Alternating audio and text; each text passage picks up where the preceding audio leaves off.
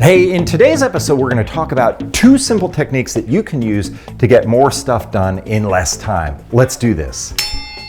In a previous episode, I talked about how to get motivated to start writing a book, finish a presentation, or write a report. I mentioned that most people who want to get motivated have it backwards. They think that motivation leads to action, when in fact it's action that leads to motivation.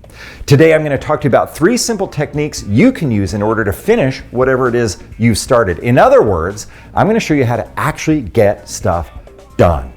Now, if you're like most people, you're caught up in sideways energy. Sideways energy is what happens when you're distracted by things that don't move the ball forward on your goals. The gossip you participate in, sideways energy. The political arguments you have on Facebook, and I know you do, sideways energy. Long responses to emails that would be just as effective with 1-sentence answers, sideways energy.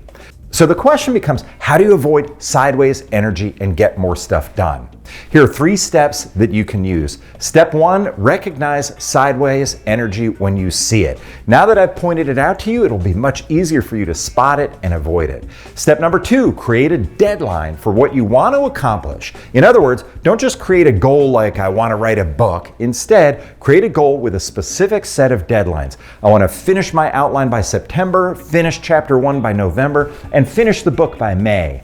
In step 3, which is the most important one of all, have an accountability partner, and it can't be a family member who will let you off the hook if you miss a deadline. It needs to be a business associate, a college roommate, a friend of a friend, someone who will be mildly disappointed in you if you miss the deadline.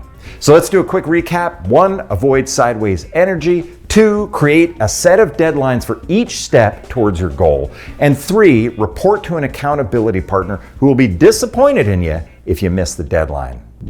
A quick shout out to Emily Smith, who made a kind comment in one of my previous episodes. If you like what you saw today, click on this video to watch more episodes like this one, and don't forget to hit the subscribe button down below. My name is Jamie Turner. I'm an author, a speaker, and a CEO, and I'll catch you next time.